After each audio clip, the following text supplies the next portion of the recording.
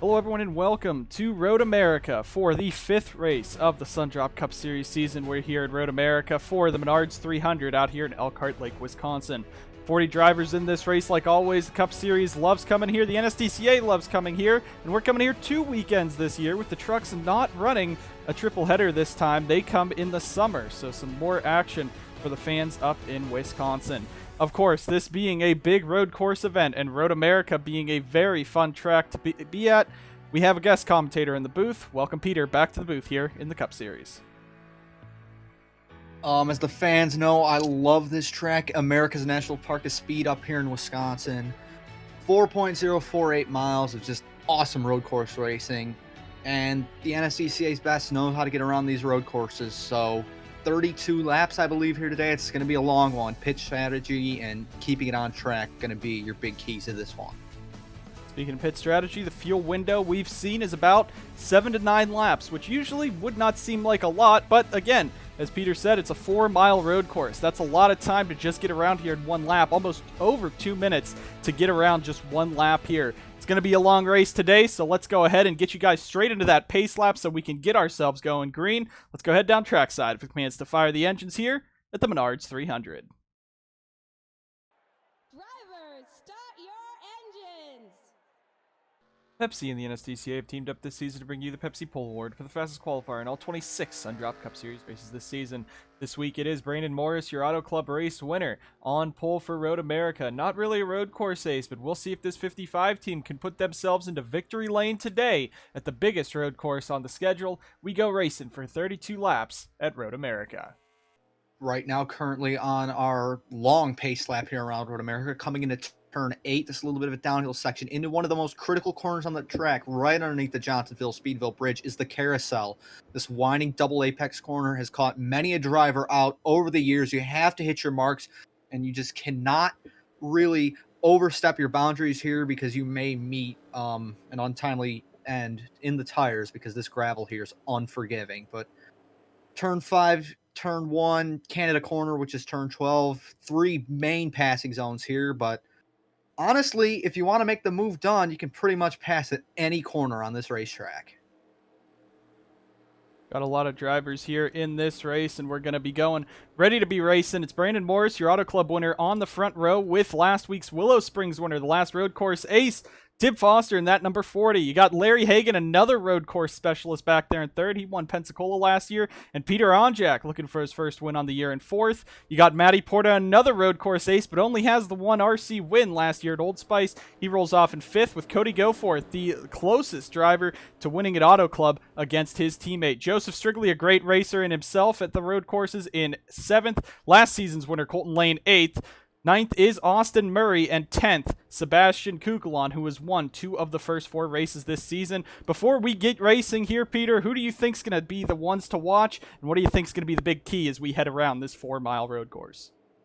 You have to look out for some of these drivers that you know they're going to be good on the road courses. Tib Foster, Matty Porta especially. But it's easy enough. We've seen surprises here at Road America in the past. I wouldn't count out somebody. Like, I don't think we expected Colton Lane to be a challenger last season, but he got it done this year, or last year, excuse me. And we are ready. Road America, a great race. The fans always come out in droves to see some great road course racing. We'll see how it is this year.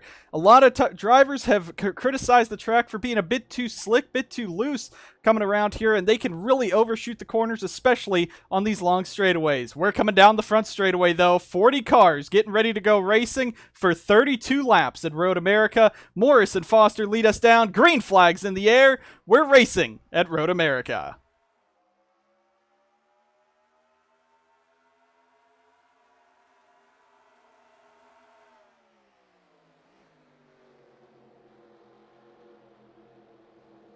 They come through turn number 1. The inside had a bit of an advantage down into the corner, but into turn 3, Brandon Morris uses the momentum on the outside. He swoops clear to the race lead. Foster will take second over teammate and team boss Onjak there, who's got challenge from Cody Goforth there on the inside. It looks like we are pretty much clean on the start. I don't really see anything back there.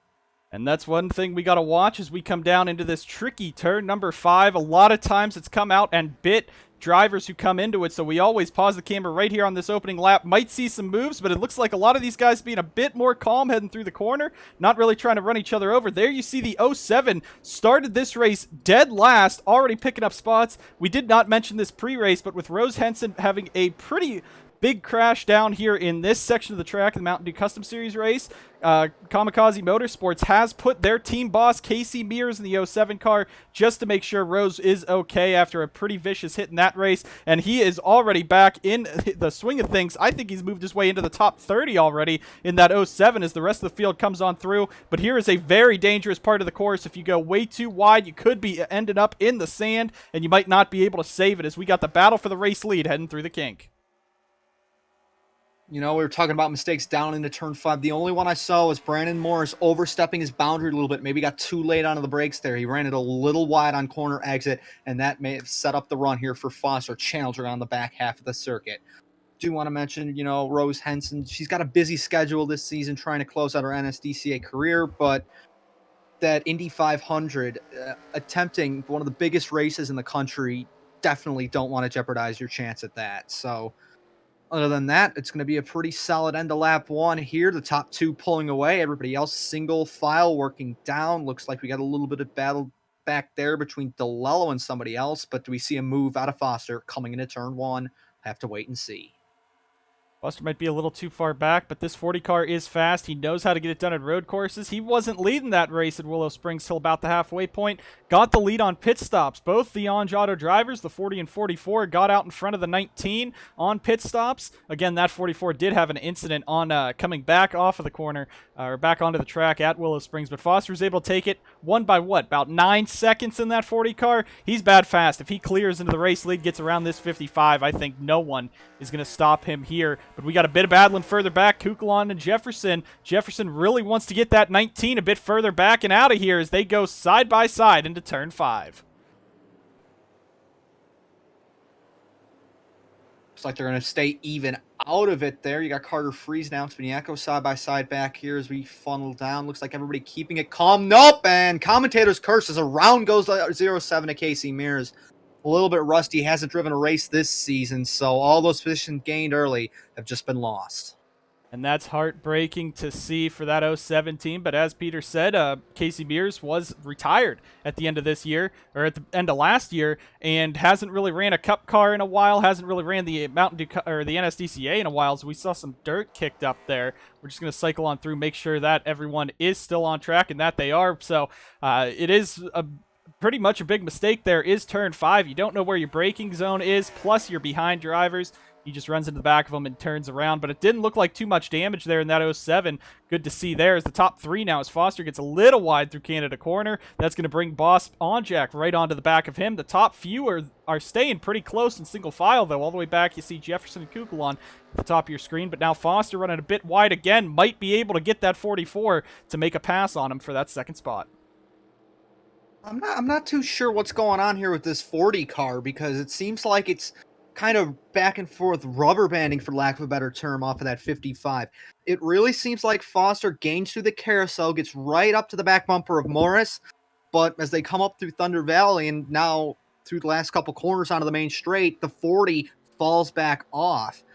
And I can't really say it's like a top speeder cornering thing, because Morris does really well here in turn 3 as well, where Foster really doesn't. And there's 3 long straightaways at this track, so I'm not really sure where the time is being gained or lost between the top 2. I'm sure the fans were yelling at us at that, but I saw Carter Friesen, big damage. That must be from the carousel. That's usually what you see from it, but he was off the track too. We'll try to get a replay on the commercial break that's coming up soon as possible, but we're watching this front group, and you see, even though it's a road course, top 6 really under a blanket, even top 7 with Strigley back there, Jefferson Kukulon back there, but DeLello trying to lead this big group of cars. There's Matty Porta, started this race in the 5th position, and he's already dropped out of the top 10. Is something going wrong with that 20 car, the DeWalt colors on the car for the first time this season?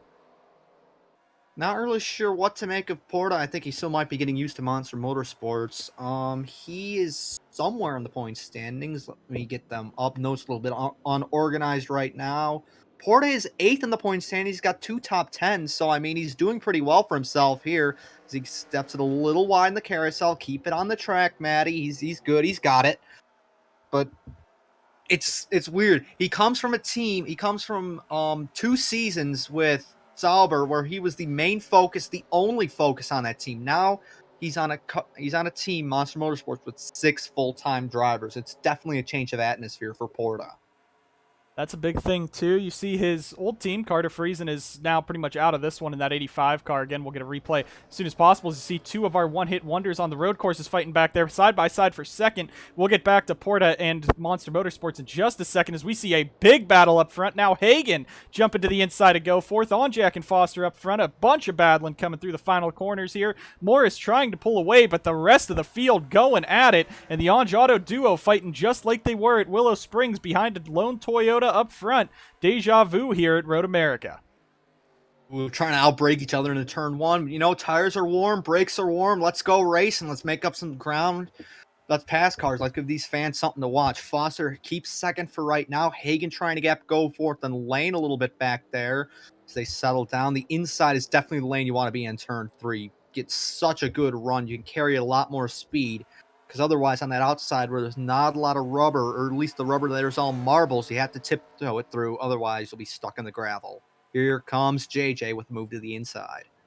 And I was a bit concerned there with those guys being nose to tail. It's going to be hard to judge your braking points. And the further back you are in the race, that's really how it is the harder you have to brake, the worse you have to get in there. And you see a lot of moves can still be made into turn number 5, but I don't know if it's just the drivers getting a little smarter, getting a little nicer on track, but they're pretty much keeping this race fairly clean. We saw the 07, couple cars down pit road. I don't know if that's strategy or what. Doesn't look like damage on them. Sam Picard for RHR, Murray in the 24, and Mears in the 07 might have had damage, but the 24 and 52 came down pit road with Morris, Foster, Onjak out in front. We're going to go ahead and take a quick commercial break so we can get you that recap of what's happened in these opening stages. We'll come back to the action live here at the Menards 300 just after this.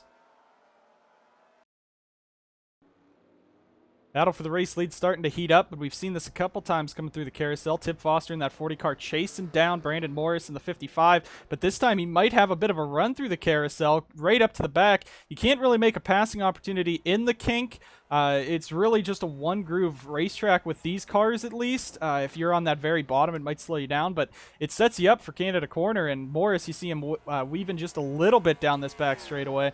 Of course, that could be the line he's taken as well, but Foster all over the back from this could be a big fight, but I never expected this 55 to have the pace he does this weekend, leading at a road course and had the pole, especially over the king of road courses in Tip Foster.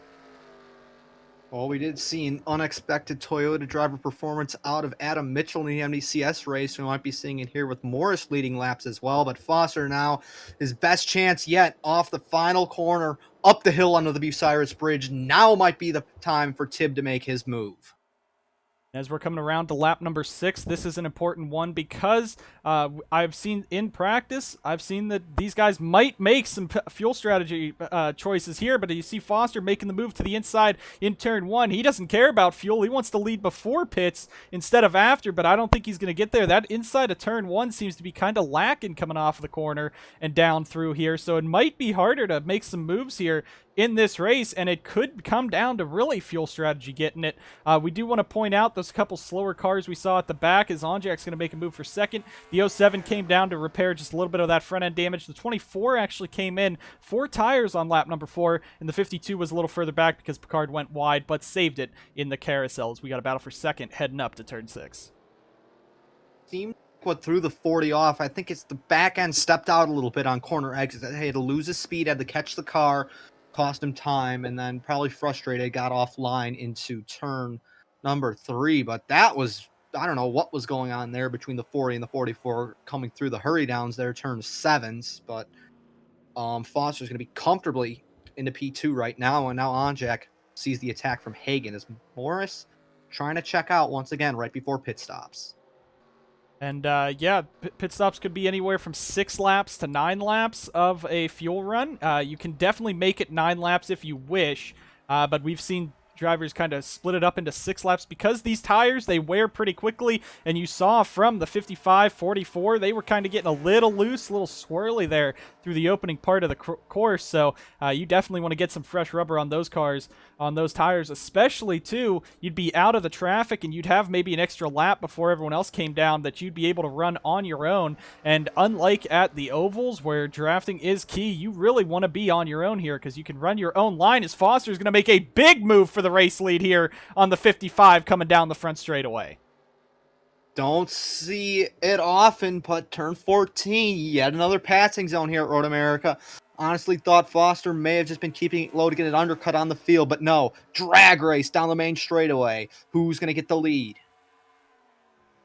Morris really going to not break it all into turn number 1, but Foster's going to get a bit of an exit there, so this could be a battle into turn number 3. It's about a car length between, but you can make dives in these corners. You can make it happen, but turn 3 really hard. If you're following someone through, the car can get really squirrely on you and step out, and that's what happened to Foster there. We're going back just to see the 52, 0, and 08. Justin Knight and Matt Sladek in the 87. We got some of the back markers pitting early for some different strategy here, but as we said, now you're on to lap number 7. That's when the strategy starts to open up for you. As we go back up front, the top 5 all under a blanket here coming through turn number 5. Got a train of cars as they cycle up and around this road course. Goforth not trying to waste any time. He wants to get by Larry Hagan, but that's going to cost some time. Onjak trying that shallow line in turn 7 once again.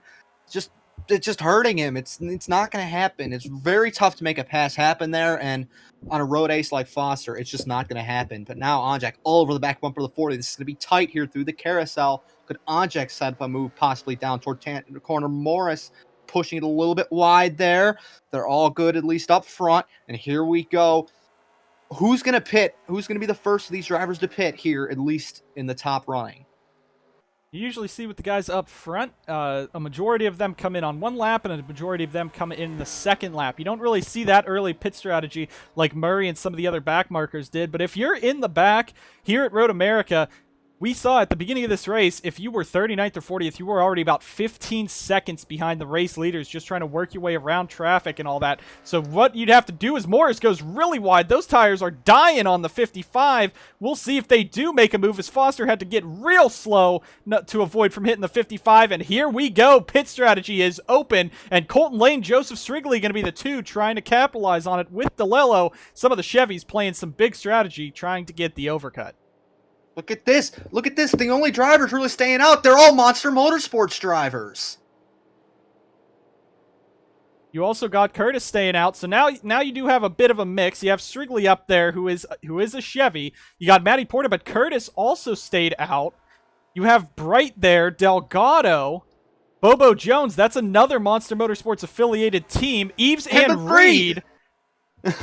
Big strategy moves. We're missing a Monster Motorsports driver because I'm pretty sure there are 6, so one of them had to have come in. Yepes. So Yepes is the only one playing this strategy and leaving the rest of his drivers out. As see Edson has some damage to that car, but a big move by Monster Motorsports, and you see the 55, horrible pit stop for him and Hagan, and Morris basically just lost this race on pit road, losing 5 spots to Foster, Onjak, Goforth, Jefferson, and Kukalon.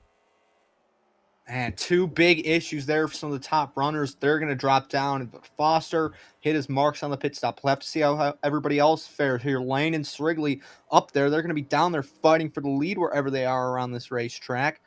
See everybody else coming off of pit road. They seem fine. The people way at the back didn't gain too much. But now Lane trying to put a little bit of distance on Strigley as it's an all Chevy out here trying the overcut. We'll go through real quick. One thing to point out, Joseph Strigley has always been aggressive with fuel strategy and pit strategy. Remember at Atlanta, he stayed out or came in under caution, gained a lot of track position, was able to lead some laps. So I think that was what he was trying to do, staying out and try to beat Colton Lane. Of course, Lane stayed out, but you do see that's 3 Chevys, 4 Chevys right there with Porta. Burkhart, the lone Toyota, I think.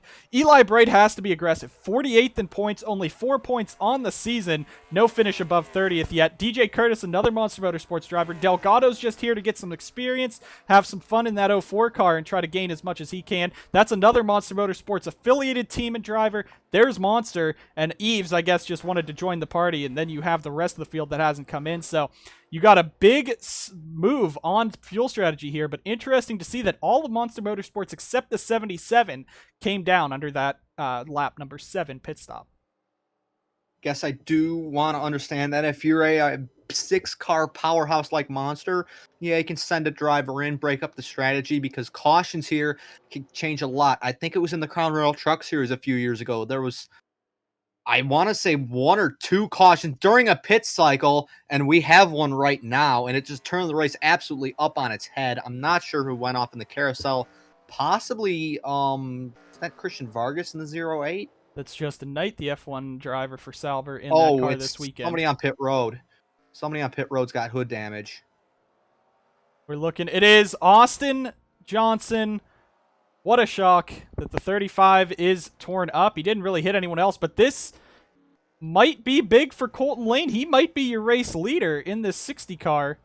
DeLello Strigley going around the pace car, so I don't know what this is going to look like, but we will be able to take a look here as they come out. As soon as they line up, we'll know what the actual running order of this race is, as Porta is getting real aggressive going on by. I wonder if these guys are being waved to the back of that. If not, we'll see what will happen, but we're going to get a quick replay here and then sort out what this running order looks like here at Road America. Coming off pit road, Austin Johnson in the 35, for one, is going to outbrake himself on those cold tires right into the back of Justin Knight. So hopefully that 08 team can recover after pretty much just running around in the back. But now Johnson has some front-end damage. I don't know if the car was really not handling well after that, but he's here in this 35. He's at the back of the pack just trying to hang on.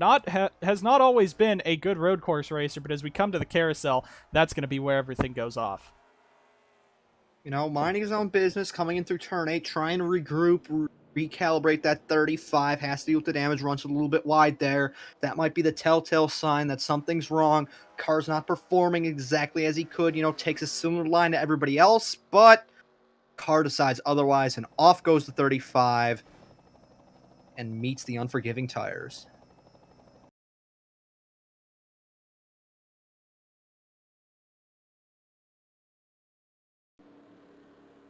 A lengthy caution period, trying to figure out the running order, get people waved around so they were on the right lap. Joseph Strigley is your race leader. Matty Porta second. We are already on to lap 16 after it took a long time here at Road America to get that fixed, but we will be going back racing with just about half of this race to go. Joseph Strigley, Matty Porta, Brady Burkhardt, Colton Lane, and Zachary DeLello are your top 5 coming down the front straightaway. We're ready to go back racing here at the Menards 300. Green flag is back in the air. Joseph Strigley might be a sitting duck as Porta ducks low. DeLello even lower. Here we go, down into turn 1. Does the 63 have anything for the experienced veterans with Porta and Burkhardt on the inside? Porta's going to clear that spot, try to take the lead away, and he will. The DeWalt Power Tools number 20 to the point as Burkhardt tries to block DeLello.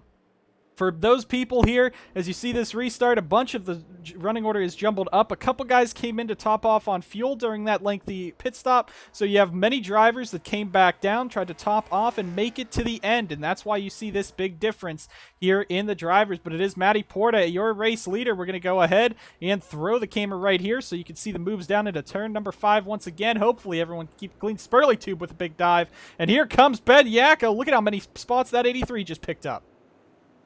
Everybody else shuffling through, seems to be okay. Outside of those 2 dives, Porta controls this one over Strigley. Burkhardt really squirrely there off of turn 6. I don't know if he got into the lower lane back there as Curtis sticks a tire in the grass back there. But now Brady trying to regroup. He wasn't in the equipment last time out at Willow Springs because Duncan had the equipment. But now he's got it back, and Eli gets pushed up the hill by Colton Lane and nearly pushed by DJ Curtis. Monster Boys up, but speaking of Monster Boys, Porta in the gravel keeps it out of the barrels and back on the track, but he loses the lead. Strigley should get it back here, I believe. I think that he will as we go back up front. Joseph Strigley out in front now with that long running order. Some of these guys haven't pit in many laps, so we are back where it's going to be these guys are gonna have to come in and pit under green, and maybe at the end of this lap or in the next few laps. You know, you're under caution, so you could save fuel, but it's a long track to do so. A lot of drivers topped off, so now we're gonna see some different strategies here, and it is Joseph Strigley in the 63. He is out in front coming through the final corner. DeLello second. Burkhart, Lane, and the battle for fifth. Eli Bright looking for a career day so far in the Cup Series after a horrible start to the season. And as we said, here they come. Bowers, Ray, Eves, the 16 of Irving Allison, Riley Spurley tube in that. They're all coming down pit road as Strigley leads, and we're going to go back and see who else comes in. It looks like Mears at the back as we got a big fight here with some of the guys that topped off under caution, and that's some of your race leaders before the caution. We're back here, and a big move as Ben Yako's going to make it almost 3 wide. Benyako really aggressive. Tib outbreaking Onjak once again down into the first corner. And all these guys, they got to deal with the mid-pack traffic now after the caution really sorted everything out. But Tib keeps the spot comfortably now as Aiden Smith almost throws it into the gravel back there for Gemini. Good to see that young team out here. As we look back, everyone else getting service on pit road. Looks like no real big changes back there, I don't think. And here we go. DeLello trying to reel Strigley in for the top spot. Strigley really wants to win this race. You know that he is a driver that wants to go out there, wants to win for JSR. Burkhart in third, Lane fourth, Curtis fifth, as that's your top 5. But Joseph Strigley out in front, picking up laps led. Happy to be out there trying to win this race today in that 63 car. Curtis really having a trouble through these portions of the track. He went wide in the carousel last time, really sideways there, as that 5 car doesn't look like he has it all underneath him. His Lane is all over the back of that number 99 as they come down into the kink right here. Do we see a move out of Colt Lane into Canada corner? He's a little bit far back, I think, but if he can draft right up in the 99, stay in the slipstream, can make the move if he wants to. Nope. You just saw DeLello really outbreak himself there and almost get into the back of the 63, but gained him a lot of time. As we said, you saw some guys already pitting, so we're going to see probably more of the field pit once again. This is a big strategy race here at Road America for how big this track is. The tires could be big as Strigley's going to come down this time. That's going to hand the lead over to Zachary DeLello for Monster Motorsports. Curtis is coming in. Those tires are shot on his. Porta also coming in, but now you got that differing strategy with a couple monster guys out in front. DeLello and Lane sticking with the same strategy as that BWT 57 is going to lead this race. And Colton Lane, really last year, remember, he basically won this race on fuel strategy. Might be trying to pull the same thing again there in that 60 car. The overcut benefited those two when the untimely caution came out with Austin Johnson's incident, so we'll have to see how he does. I'm pretty sure everybody else behind him coming in, but I do... No, here we go. We got some of the Ange Auto cars. Benyako as well. Go forth. I think that's the 51. No, whoa, way off. That's Jay Jefferson in the 48. Just saw blue and a little circle on the hood. Brandon Morris has dropped some ground in the 55, but he looks to be staying out. Stephen Walls Jr. as well. And there's Strigley coming off of pit road. So, was there a group of cars that pit before these? Yeah, right there. Here comes Bowers. Bowers. Okay. But they were further down the field, so I guess that doesn't surprise me. But we got to watch that pit exit because we've seen incidents here in the past with some of these faster, slower cars blending on. Looks like we're okay so far. That we are. That whole group is, you see Murray at the back there. Kukulon with some rear-end damage. This is a big day for Kukulon and a big day for guys like Jay Jefferson, Peter Onjak, Tim Foster. Kukulon has not finished worse than third this season, and he's now back basically in the outside the top 30, as that he was 38th across the line with all those guys that did come into pit as he merges back. So Sebastian Kukulon could be in for the worst run of the season and could really take his 51-point gap and cut it down pretty far by Bowers, who isn't too far ahead, but you got Tim Foster, who could still easily win this race, and Colton Lane, who's sitting second. He's 6th in points, 83 back from the top spot. You got some guys trying to bring the fight back in for this round of races as we head through Road America race number 5, but I think this time 18 of 32, DeLello should be bringing it back on in right here. Yeah, it's not blissful for Sebi to lose all that ground, but top 2 bring it down like you said, and here we go. Foster put a big advantage onto the 44 and 83 as they come in. You can't go any further than this. You have to pit this time by. That's what it's going to be. 55, I thought, was going to stay out, but that should cycle the lead back over. to Joseph Strigley in the 63 car. We know he's a road course ace. We know he has the competitive edge, competitive team in that 63, and competitive equipment. Could he win this race? We'll have to see. They're just coming by now. With how this running order has been swapped up and how a big portion of the race was taken out, you don't really have much time to wait around and make moves. You got to make your moves now. But really, at Road America, it's hard to make a bunch of passing opportunities on this track. Not too many out there, as you see. But here comes Strigley. He passes Lane up front, but DeLello is going to stay out in front. And DeLello was all over the back of the 63. Give the lead to Monster Motorsports' Zachary DeLello, who is just a little bit ahead of that 63 Strigley. Colton Lane in third, Burkhart fourth, and Eli Bright. Give him a shout out as we're 3 wide as they come off of pit road. Gotta be careful there. Bowers and Ojak, teammates mixing it up back there. Excuse me, Bowers and Foster. Oh my goodness. DJ Curtis there as well. But I think everybody else, hopefully they cycled off clean. I think we can go check there. Check turn 1. See if we are good. I don't really see anybody missing for the time being. So, yeah, we're all right. Improvement from last year. Big improvement from last year. We've seen some clean racing. I saw when we were going through, heartbreaking for Duncan, who's had a pretty good run at this track. Right now running 35th. Could be from that pit strategy. You see a big old pack up here as Edson clips the back of Cloud. You could pick up a ton of spots if you work your way through here. So we'll see. And again, this means really nothing at this point where you're running right now, because you have at least 2 to maybe 2 more pit stops to go through in this event, and that could shake anything up, especially if, heaven forbid, you see a green-white checkered here at the biggest track on the course. What a move by Joseph Strigley, throwing it on the inside of the carousel. And if he can make this one stick, you don't really want to be on the inside of the kink. He can't, but that was an excellent move by the 63 to see the mistake from DeLello and shove it up the inside. And Strigley is the, he's going to really mess up that braking zone there. Might have gotten and locked up those front tires, got him sideways. DeLello is off to the races, though. Can Zachary DeLello go back to victory lane? Well, not like that if he throws it off course again. But how long's it been for DeLello? He hasn't won at Zachary Racing. As you see Strigley going wide again. Strigley way off. He's pushing it too far. He's got tunnel vision behind that 57. He missed his braking spot down into turn 3. He missed it in turn 12, and he completely missed it in turn 14. And that comes down to the lack of experience. Zachary DeLello, 7th year in the NSDCA for that 57 driver. First year at Monster. It's been 2 years since he's last gone to victory lane. I'm pretty sure his last win being the Crown Royal 300. But of course, the fact checkers will be able to test me on that. Colton Lane up in second. Great run. But as we said, Joseph Strigley does not have the experience of these guys. He came in, I believe season number 4 was his rookie year at CFRO. He drove the 90 car a couple races. Then he decided to go on his own. Took the 63 truck out to North Wilkesboro for their first race. Made the race. Actually had a decent run.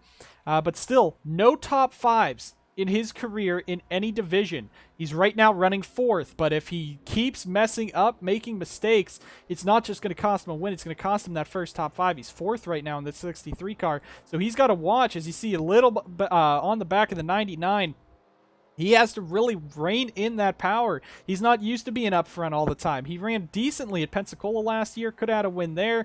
Ran decently this year at a few races, but he needs to make sure that he brings that car home in one piece and not throw it off, because he's missed about 7 braking points in the last lap here at Road America.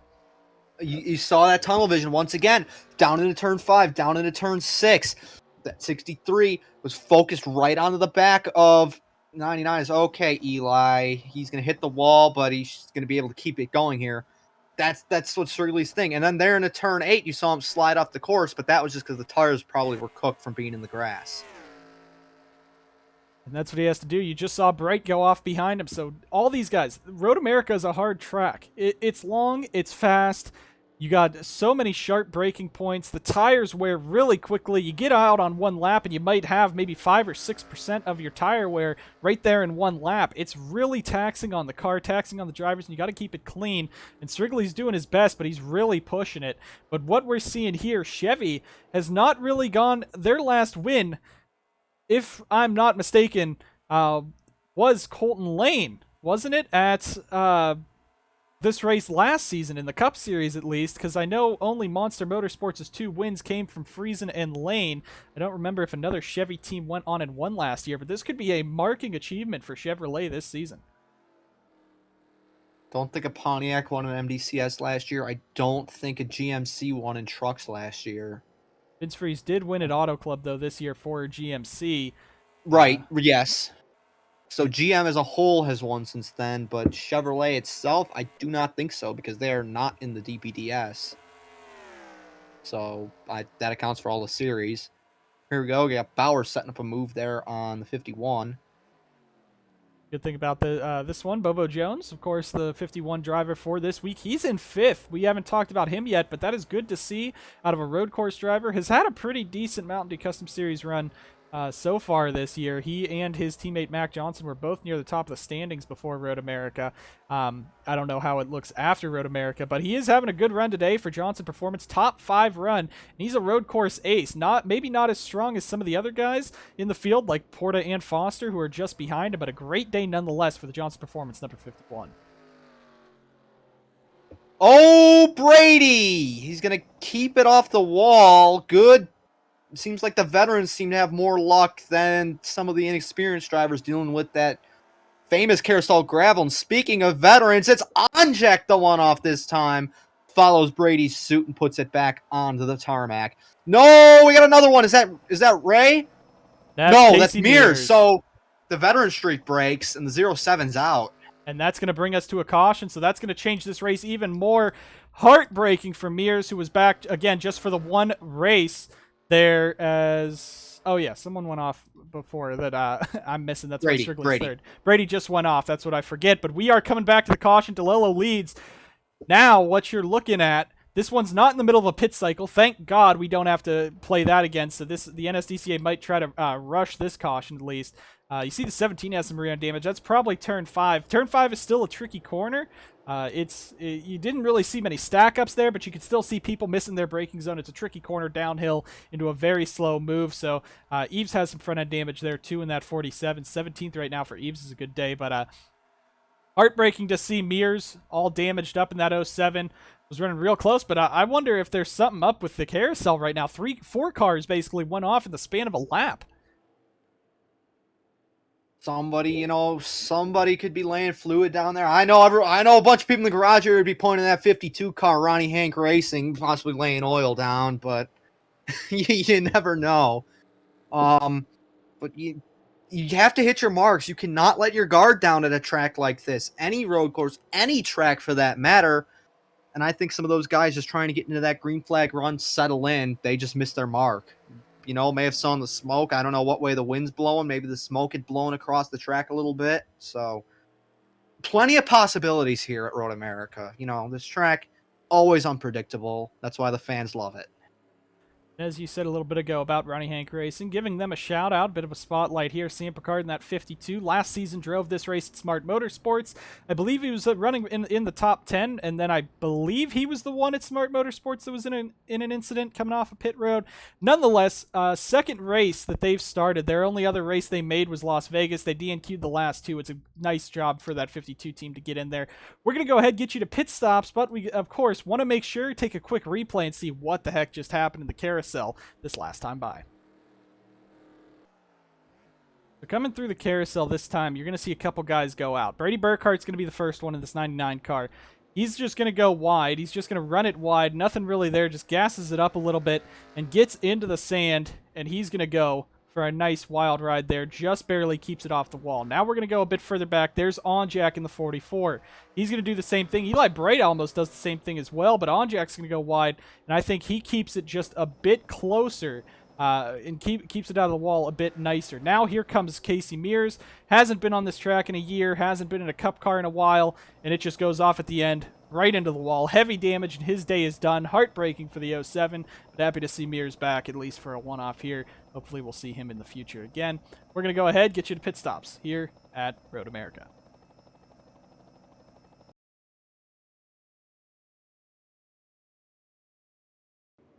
Decision time at Road America. Bobo Jones pitting. Eli Bright has damage, so he's pitting. Cody Goforth has damage, so he's pitting. Alex Bignacco pitting. On Jack, Mac Johnson, I think Dusty Neal. That's the 0, the 55, the 91, the 08, the 82, the 52, the 65, all coming in. 87, Matt Sladek as well. I'm thinking myself, the crew chief in me, even though there isn't one, saying, stay out. You cannot make it for the rest of the race here. You have to pit still. You cannot make it 10 laps. You can make it about 8 or 9, but you cannot make it 10 laps. So you're going to see these guys probably going to take the green. After a lap, they'll all dive into the pits to close this one out. I just want to point out 83-44 go splash and go on those on that car. I think Stephen Wallace Jr. might have as well. It looks like everyone else going to the 4 tires, getting the fuel in the car. So now the question is, did you stop enough? If you're the 44-83, did you get enough fuel in it? There's no way. If you stopped for just a couple seconds, really, maybe they're playing the same strategy as this. I don't know why you'd want to be at the back. But maybe if you're Onjak or Benyako, both of you are in the top 10 in points. Maybe you're just trying to risk it now. Maybe trying to get a win instead, because I think those two could definitely point their way into the race this season. But that's interesting. Couple guys went splash and go. I'm pretty sure Stephen Wallace Jr. was the other one. We'll check that before we go back racing. But you have a good portion of drivers who stayed out, and you're at 23-32. That's right now, they're coming around. When we go back racing, there'll be 9 laps to go, and 9 is the very edge of your fuel window. So these guys who haven't pit are going to come in maybe a lap or two, but the guys that just pit might have to come in at the end, and it might just be another one of those classic Road America fuel strategy finishes, and Colton Lane knows about that. He could be another driver possibly in the catbird seat, getting his way to a race win this year. We're also looking at the top group. You got Joseph Strigley, Carson Bowers. Again, he has not won in a cup car yet. His last win came in his championship-winning season in the Truck Series. He's looking for another one there. Matty Porta, only one road course win. DJ Curtis, another one like Carson Bowers, who doesn't have wins. Look at Austin Delgado up here. Again, don't get too excited about this. This running order is going to change no matter what happens in this race. You got guys... Everyone might still have to pit. You don't know how it's going to be, but you got a lot of guys up here that could be trying to go for it all, and we might have to watch for a pretty exciting restart. I think we're going to get one. If you want to play a extreme gamble here, and I don't think anyone will, unless they're psychically listening to the broadcast right now, is pit with the pace car this time into the pits. Everybody else is still going to be up to speed, so you're going to lose less time on everybody that still has to pit. It's still a risky call, especially, if there's another caution and whatnot. There's a lot of factors that will play into this one, so these crew chiefs are trained to make the right call. But if I'm up there on the box and I stayed out here, you pit coming to green. It's a very risky call, but it could have some incredible payoff if those guys back there, like the 83 and the 44, because they for them to make it, they would have to stretch their fuel harder than like Mike Harmon stretches his fire suit waistband, because it's near impossible. Especially with just that splash and go. While you were talking on pit road, I was watching them, and there was maybe 2 seconds they got on the fuel. I don't know if you could engage the fuel can in that amount of time, but apparently they did. So we're getting ready to go racing. I never thought about that strategy either, where you said pit during the pace car. Here I'm thinking all these guys are going to have to come in the next time we go green, and might have to pit then, but that could be a big move. I don't know if anyone will take it. I really don't, but that if anyone does, that could honestly be a race-winning move, because you might save 10 or 12 seconds, maybe a whole pit stop, like time length of actually taking your pit stop in track position, because, again, if they're only 55 now, that's way better than them being about 150 coming up the hill next time by. But as they're coming up the hill, we're ready to go racing. We'll see if anyone pit. We'll see it on this camera angle when they swap. There's the pace car coming on in. But we'll see if anyone did pit and take Peter's advice. We're coming up to take the green flag. DeLello, Lane, and Strigley are top 3. And we're back racing at the Menards 300. Boy, Colton Lane, Matty Porta, they got the jump. They're looking at the inside. Curtis as well, but Delgado looking further. He's in this race for a race win, and here he comes on the bottom. Big dive up there, but that inside usually does not get the big run coming through the corner. But now Lane trying to hang on, not going to happen. And look at this, a Monster Motorsports 1, 2, 3. Maybe they are proving us wrong with how good they're running right now, as Strigley's going to lose some time. But now you got to worry again. You're 2, 3 wide. This is going to be real close. If we don't have another caution, this could be the closest you'll be to everyone on this final run to the finish. As here we go, Colton Lane, will he try to make a move into turn number 5? Hit your braking marks. Don't blow it now, folks. Porta just did. He gets into the back of his teammate. Might be a little bit of damage on the 60. We'll have to see if they're going to have to fix that. Could be some overheating issues on that Chevrolet Camaro. And that's scary to do, but Porta, maybe he's doing the same thing as Strigley. Porta's one of the good guys, or good racers, I should say, in the NSDCA. He has wins. He has a couple wins under his name, Dover and Old Spice. And I believe he won again last year. I forget. I don't remember anything in the NSDCA. But Porta, he doesn't have many road course wins. He could be getting that tunnel vision of trying to push, get around his teammates, get that pit stop, get out in front, because he wants to win this race as well. You see Strigley again going a bit wide there. Looking a bit further back. Look at Matthew Eves up here in the 47. You got a very scattered field as this race is gone, but that's the unpredictability of Road America, and this race is Justin Knight blowing up at the back. No report on what that is, but the 08 car is totaled there, as he's going to hopefully bring it back around, and hopefully we won't have a caution. But this time by, we're going to see this could be the big factor with the final pit stops possibly coming right here. I've been trying to eye the nose of the 20. I don't see anything yet, so I think Porta is fine. I think he got a lucky break there in turn 5 without damage. DeLello's definitely not coming in this time. Nobody's coming in this time, at least in the top 10. Nope. Ours is in. Do we see any other takers? We have Matthew Eves, Spurler Tube, and we're going to have more of the back of the field coming in this time by. And here we go. Some of it, at least. That's true. Mac Johnson back there. A couple guys at the back. And oh my gosh, Matt's battle for the race lead. We were going to watch that 3-wide battle, but here's a battle for the lead as Lane's trying to hang on to the inside of DeLello. These cars fairly similar. Of course, you got the similar setup, similar drivers, similar resources behind them for Monster Motorsports, so you're running pretty close with everyone. I'm going to go back, see if we can get a look at that 3-wide, because Sladek made a big move coming off the corner. But there you see now. And maybe you take fuel only here. I don't know if you want to do that. With 8 laps to go, you need those tires, because if not, you're going to end up like these guys that are in the tire barrier down in the carousel. But these guys staying out an extra lap, maybe they were saving under caution just to come in a little later. See Yepes on Foster there, but right now out in front, it's a Monster Motorsports show, 1, 2, 3.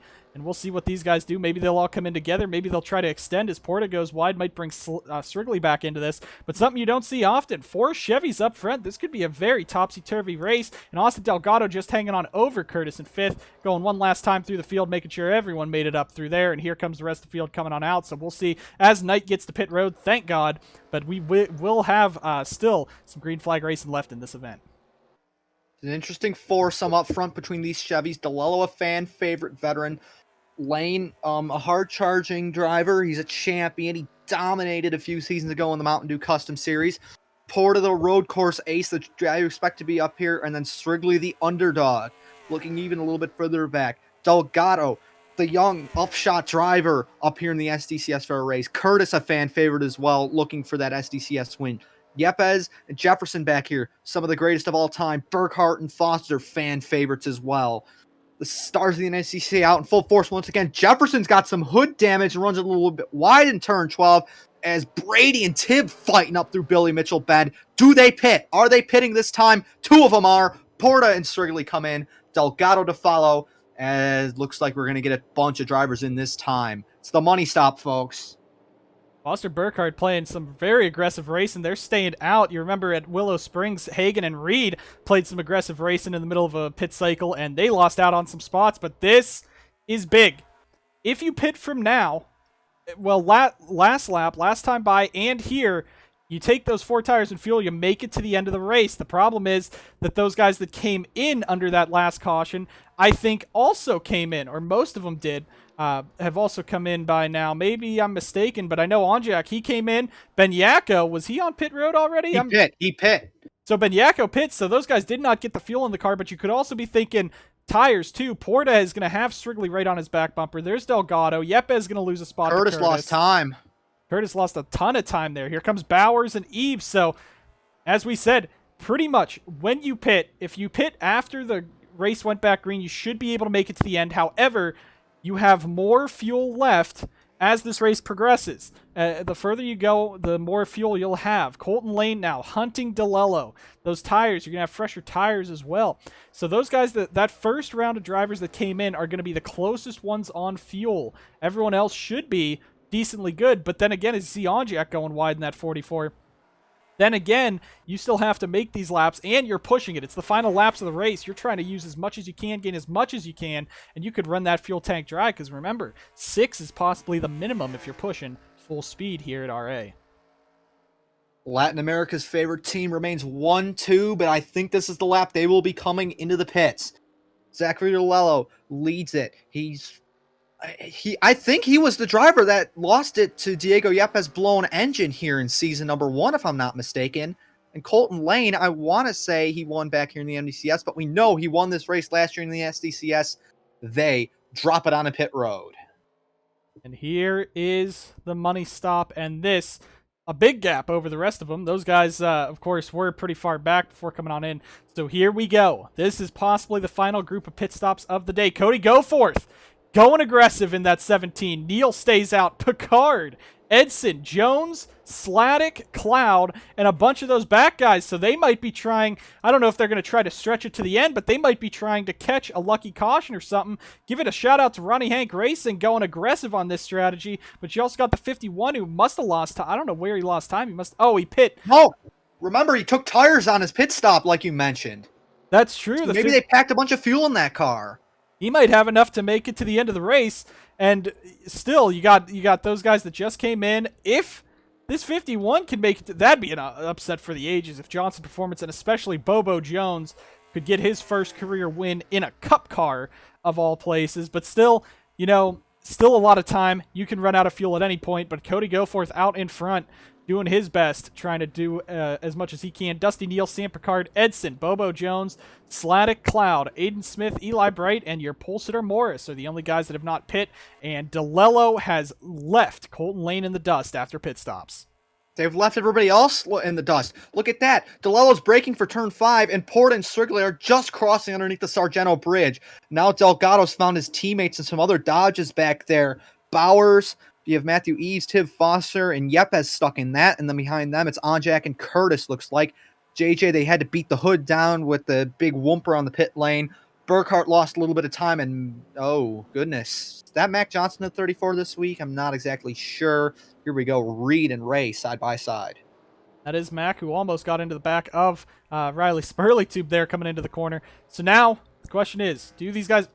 51 is lost a ton of time. Either he went wide... He had to have gone wide. Yeah, he's up to pace, so he's fine. Maybe instead, he might have gone wide. We'll get a replay. We'll get something on the screen after that. But what if he just backed out of that front group to not be caught up when they come into pit, just in case he gets crashed? And if he's going to plan to make it to the end of the race, he's pretty far ahead of DeLello. Not necessarily unbeatable, as these guys are staying out. So these guys, I think, are some of them that came down on that last caution and just kind of topped off, but now we're looking at a possibility that Goforth, Neil, you still got a lot of time. And again, you can never trust the fuel, never trust the tires here. It's so long of a track, anything can happen. What if these guys could possibly make it to the end of the race? I mean, that's why I don't think Bobo backed off, because all these drivers stayed out. We got Brandon and Eli side by side there. Everybody else trying to settle into a run here. But I mean, if you're Zachary DeLello, you're hoping for these guys to pit. He has to hit his marks. He can't be forgotten about back here, because if he makes a mistake, this falls right into Colton Lane's lap. If Lane makes a mistake, that falls in yet another Monster Motorsports driver's lap, and Matty Porta, if Strigley can't pass him. These guys are a good portion of the way ahead of this second group, and really, as Neil is going at it, that 94 is not as damaged as that 17, so Neil is catching up to Goforth. So we could see a battle for the race win right here. But again, if these guys stay out, every lap they stay out is one lap closer as Goforth goes wide to them, either running out of fuel somewhere on the track. But again, 4 laps to go. You're right at the edge of the fuel window if you pit under that caution. And right at the edge meaning you have to at least save about 4 miles worth of fuel to make it to the end of this race. So this is still not a way, this is not a stamp sent, a letter sent to DeLello to give him this race when it's not the same for Goforth or Neal either. Every time they go by, we'll be watching these front guys to see if they can make it to the end. But this could be one of those good old-fashioned road course fuel strategy races that could have gone way off the rails. We could see possibly a surprise winner take it home today as Bright and Morris go back at it again into Canada Corner. I'm not sure where, because the intervals show the top 10 right now. I'm not sure how far back DeLello is, but I think if these guys pit, even if they get a slash and go, I don't think they can make the Delta work. Picard's pitting. Ronnie Hank's not going to make it. Or Ronnie Hank Racing, I should say. Aiden's not going to make it, so the smaller teams probably don't have a bunch of fuel settings compared to some of the other guys. Yeah, if DeLello is coming to turn 14 right now, and the leaders are probably in 1 at this point, if they pit, there is no way for them to keep the lead. There's no way. They just won't have the time. And the 57's on fresh tires. You know what these guys are thinking? At this point, you've stuck with your fuel strategy. Matt Sladek is here just to race. It's not for points.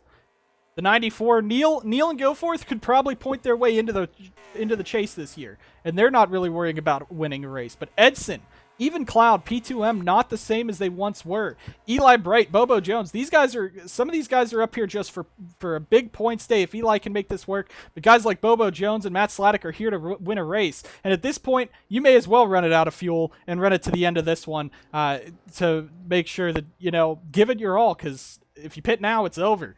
And DeLello, as we said, he's now 22 seconds back. That's definitely not enough time to make a pit stop. But if these guys just go forth, man, just cannot hit that corner properly at all in that number 17 as Neal goes a bit higher for that. Go forth. Please keep it on the track there, buddy. Goodness. Here comes Neal, but not going to get there. You have to commit to this strategy. I completely agree, but if you're looking at a guy like Goforth, like Neal, like Morris, they are race-winning, contending cars week in and week out. They are fine. Everybody else back here, yeah, they should commit to it. Oh, maybe not Logan Cloud. Cloud, I would say, is definitely a contending driver as well in the Windcraft car, but they got to commit to it at this point. Just go for it. Just go for it. Go forth and try to see if this works. And we'll see this time by again. Every time they come around, could be a chance they come down pit road. And that, sadly, it is. Caught yellow. Oh! They're going to enter close pit. Bobo! Logan Cloud's going to stay out. Morris, Bright are going to stay out. Where Bobo's the one that caused the caution. Yeah, I saw him on pit road. I mean, if they're going to try and save it here, they're going to try and save under caution, but if they don't pit under caution, they will be eaten alive on this restart. They're going to be like cheese curds here in the great state of Wisconsin, just gone in a blink of an eye. So if they stay out, this restart might be damage to the 44. This restart's going to be messy, but they might just have to give it up and come in at this point. They have to, because I don't know. Do you think the 1794, could they get penalties for pitting under a closed pit? I don't think so. I think they're just going to get back out, because we've seen that at Las Vegas too. Riley Spurley was coming in, and he didn't get a penalty for that. And the NSDCA has said, it's not the best strategy, but we won't penalize you for it, because we've set precedent already. However, they don't get to get up there and be the leaders, because even though they crossed the line probably in front when the caution came out, they're going to be stuck behind because they did pit. Now, let's not talk about fuel strategy anymore, because who's going to make it to the end? We're going to overtime. Oh, yeah, I'm not in the booth, so I don't know the caution rules, and I forget that there are these overtime rules here in the Sundrop Cup Series, and now who is gonna make it? Oh my! Well, everyone. I'm at a loss. I am at a loss for words right now. Everyone that just pit can make it. 91.55.8. I'm sorry to say, but you're. Unlike Auto Club. Auto Club's a 2-mile oval. It's pretty fast, but you can save. It's an oval. Here, you're gassing it. You have to gas it up to get off the quarters to accelerate. You're gonna lose gas when you gas it up, when you hit the accelerator. You can't really sit there and save a ton of fuel like you can on an oval and just coast it around. You got to get on the brakes real early for this. And you're not saving 4 miles worth of fuel. That's a ton of fuel in these cars. Top 3 are done. I'm sorry to say it, but Cloud, Morris, and Bright, if they don't pit this time, they're running out of fuel. If they make it to the end, I was wrong with Vince Freeze at Auto Club, and the whole field, really. So these guys could be good. But either way, I think this puts it into DeLello's hands. However, if these 3 stay out, DeLello's not getting around them cleanly. Colton Lane, Porta can pounce. Strigley's there. Goforth is now on fresh tires and fuel. So Whoa, wait. You were right there on that 25. Carson Pitt at like either lap 24 or lap 25. Is he good to make it to the end? Are those group of cars able to make it, 9, possibly 10 laps, depending on how long this caution takes?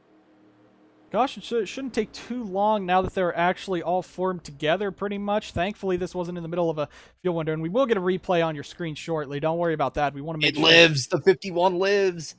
Oh, Bobo's coming back out, so he said, I'm not just going to make a lasting mark on this race and change the outcome of it. I'm going to try to finish this race as well. But I'm going to save my criticism, save my judgment for when these guys come around, because at Road America, unlike that earlier caution where the whole field was split up, they had to try to fix it, especially with these new rules. You have everyone in line, so you don't have to wave any lappers around. You don't have to wave the whole field around. No one's trapped at the front of the pack. If these guys don't pit, which it looks like they're going to, so strategy's done, but that's smart. Going into overtime, and you have this happening, you'd be running out of fuel. I definitely would not stay out. That's just ruining the race for everyone. And that's veterans right there. Eli Bright, Brandon Morris, Logan Cloud have been in here a long time. They know, maybe not for Bright, it's been a down year for him, but I think the other two know that they can fight their battles another time. That's going to hand this over to DeLello, and you see there on the ticker, the time has flipped up. So now we're on to lap 33 will be the end of this race, adding an extra lap to this one. It looks like Cloud might have gone fuel only. Mac Johnson was on pit road already. I'm not sure if he was there or not. If I was these guys, I don't know why you wouldn't take 4 tires. You're starting at the back anyway, but you see the lights on the pace car go out that time. If you pit on lap 24, you're cutting it close. 25, you're cutting it close, right around that restart. The guys that pit later, DeLello and them, have the best opportunity at this. Especially, what if Bobo Jones still comes out of here with the top 5 finish? Because he is, I'm pretty sure, yeah, he's on the lead lap, and he has fuel, and some of these guys might not. That's what we're going to have to see. We're going to get a replay real quick to see what happened to Bobo, and we'll get you guys back for the end of the Menards 300. On board here, Bobo Jones tiptoeing through turn 8, trying to hit his marks, trying to save the fuel. Might have been looking at his gauge or something, gets a little bit offline here right after the first apex of the carousel, and no saving this car, trying to keep it off, does a good job, but catches the end of the tire barriers, and does not stall the car, but unfortunately the gravel stalls it out for him, and he gets a tow back to the pit lane. Rejoins the race, but not going to be contending for this one. Coming back around here, not the caution, but we saw Onjak slow. He misses his braking point right into the back of Curtis, shoves Curtis wide. But you notice there's not that much damage on the 44. Well, there's another thing about this. The carousel is action-packed today, and that's actually where it happens. You'll see, so Bobo's spinning right now. He's in the gravel and off, but Onjak's also going to have a bit of a journey. He's just pushing it. There's got to be Young Boy blasting over the radio of this 44 right now. Throws it into turn 5 with no care in the world. Nearly goes wide in turn 7. Goes a little bit wide there in turn 8. And then here into the carousel, just pushing it as well. Trying to hit his marks. Just nothing going to be in this driver's way until Diego Yepes steps it off. 44, Onjak keeps it on track, but meets the back. Menards versus Home Depot here. I don't know. Maybe Home Depot didn't like that they couldn't sponsor a race this season, so they'd hit the Menards car on the Menards 300. But you also saw Aiden Smith going wide there. But an up and down race for Onjak. Looks like it'll end in a down. Road America, always a marathon here. The Menards 300 back live at you. Always a marathon, always a lot of things, and we're coming down to the end of it. Zachary DeLello over Colton Lane over Matty Porta. Monster Motorsports finally trying to prove. Joseph Strigley 4th. Cody Goforth 5th. Strigley looking for his first ever top 5 finish. The rest of the field, you can't say anything else. This is going to come down to who has the fuel in the car, who pit where, and who's going to make it to the end. But you're looking at guys like Goforth, the 52 of Picard. They came down right as the caution came out or right before it and got those fresh tires. Here we go. It's NSDCA overtime here at Road America. The first time on a road course. DeLello, Lane, Porta, Strigley, Goforth, your top 5. It's going to be a 2-lap dash to decide the winner.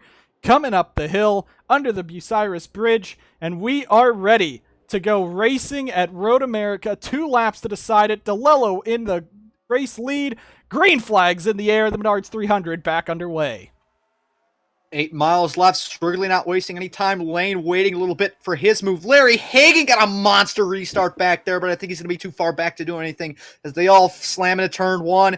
Boys, keep it clean.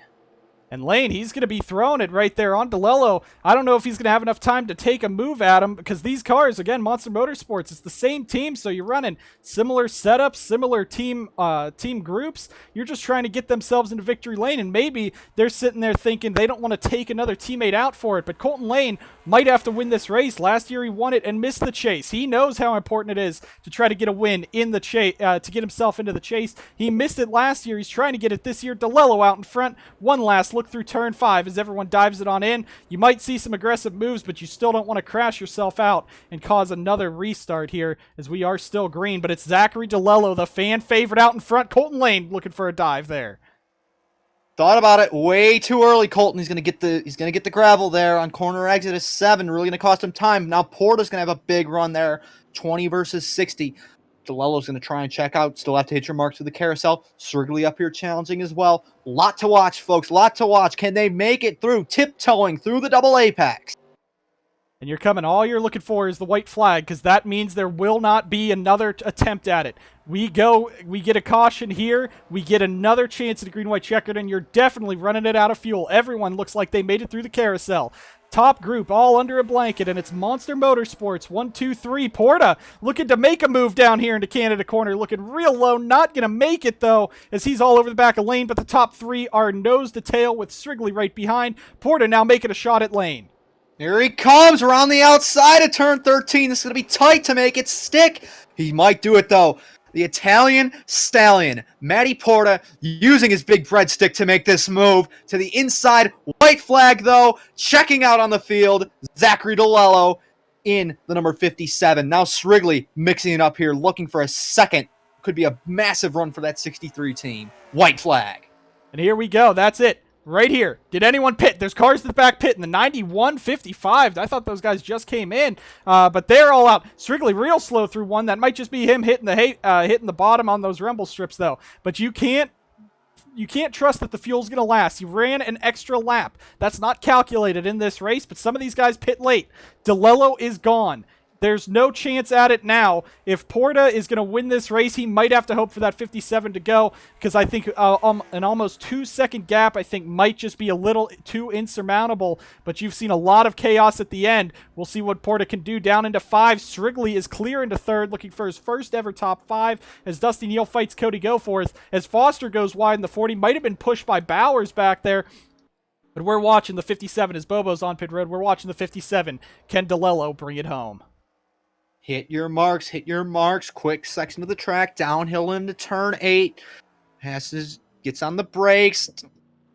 Just be patient. Just be patient. You're going to hit your marks. Porta will be just slamming the gears, slamming the gas, trying to catch you. Just have to hit your marks. And don't do this! Don't do this! No! And no, DeLello throws it away at the end. It's going to go to Porta, but Strigley sits in second. Put DeLello... you just can't say it. They're going to be 3 wide into the kink, but he loses it at the end. Now does Strigley have anything, or will it be the Italian Stallion and Matty Porta taking the win? The shock of Road America once again.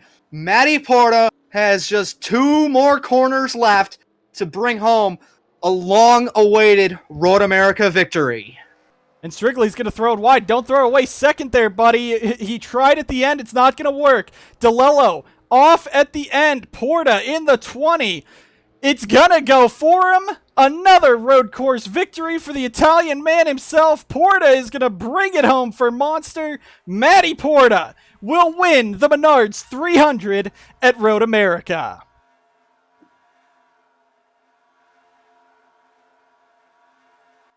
And give a shout out crossing the line, Ronnie Hank Racing, 10th for Sam Picard in the 52 car. What a drive by them. Joseph Strigley comes up short, but his first ever top 5. It's a second. Matty Porta gets to celebrate. But you know, there's going to be tears in the helmet of the 57. The carousel is a tricky spot. Porta was the one that had to push it. You didn't, Zachary, but you know, when you're in the lead, it's been years. You're just trying to get it in, and maybe you just overstep it. It's still a win for Monster, but I don't think it's who most of the fans wanted to see. He heads down into turn 5 on his. Give a nod to some of these alternate strategy drivers. Cody Goforth, Dusty Neal bringing home top 5s. Larry Hagan made that big move on the restart. He's going to come home 9th. Jacob Edson had some damage. He comes home 8th. Tib Foster just shy of a top 10. I think when DeLello came back on the track, he was forced 3 wide and really had to lift into the kink, cost him some ground. Delgado, Eves, Jefferson, Matt Sladek, a good run, top 15. That is Zachary Racing, running a part-time schedule now on that 87. And then we get, as you go further down the field, you see more of the drivers that have had incidents throughout the day. I think 47 looks like he might be out of fuel here at the end. I think that is for Eves. I thought the 52 was. He lost a few spots in line there. So these guys just make your way around.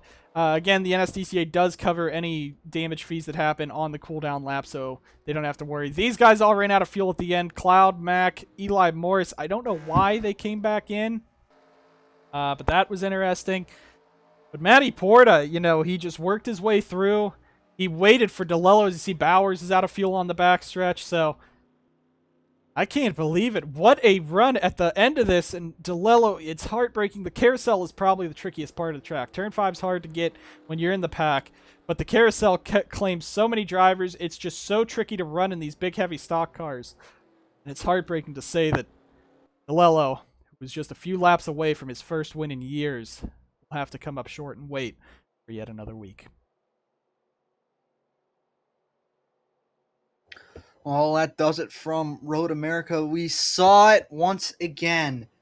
Unpredictability at this racetrack. Heartbreak from the drop of the green to the drop of the checkered, but very good for Porta to come out and kick off his Monster Motorsports partnership with a victory just a few races into the season.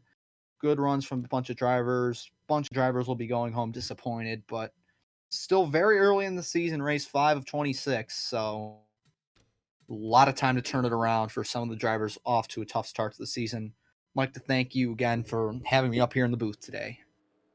It was a great race we had here today. A lot of comers, a lot of goers, and really just strategy coming to the end there. DeLello had it in the bag. Monster Motorsports had it in the bag and lost a top 3 finish when Lane dropped back. DeLello fell off. Strigley coming home P2. Probably going to be a bit bummed there that he couldn't get up there and win the race, because you remember he was fighting Porta before that caution came out, so he could have been the guy right there, possibly at the end of this one, to put it in victory lane. He was in that fight for second when they were coming up the front straightaway, so you never know what's going to happen at this track. You never know how crazy it's going to be, but it was a very exciting event. We had a lot of drivers in this one at the end, fighting hard. DeLello goes off in the carousel, just like many others before him and many others will after him. It's just the trickiness of that carousel here at Road America that costs him it. But Monster Motorsports still claims their first win in a year, really, in the NSDCA. They get to take home Chevy's victory. A great race was had here at Road America. Both races this season put on some action for the fans. We always love it, but we will be back here in the trucks in the summer, so we're not done with our Road America action yet. For Peter and myself, we thank you guys for tuning in the booth today, as well all over the U.S. and abroad. A great road course race today. Thank you guys so much for watching, and we'll see you guys next time on the NSDCA.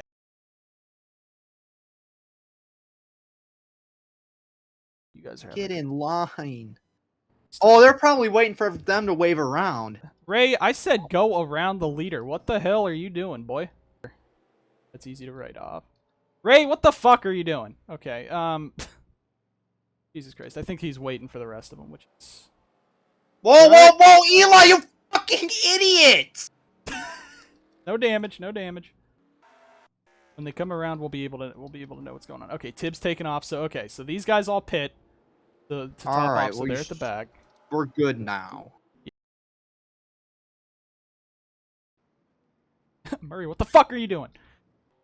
Mac also can't block the racetrack. Woo! Fucking, they boxed themselves in. Oh my god! You might have to drive on track and like bump them out of the way. Alright, go! Go! Go! Murray and Mac are... Oh my god! Ray, there's a spot, Ray. There's a spot. Go! Those Go! Go! Go! No! This is I'm telling you, you're gonna have to drive out there and push him. Yeah. There they go! Oh my god. You know, we're gonna go green like this. It's the choose cone. Yeah. Well, there goes Ray. There goes Murray. Hallelujah. There we go, but scoring errors happen. That's true.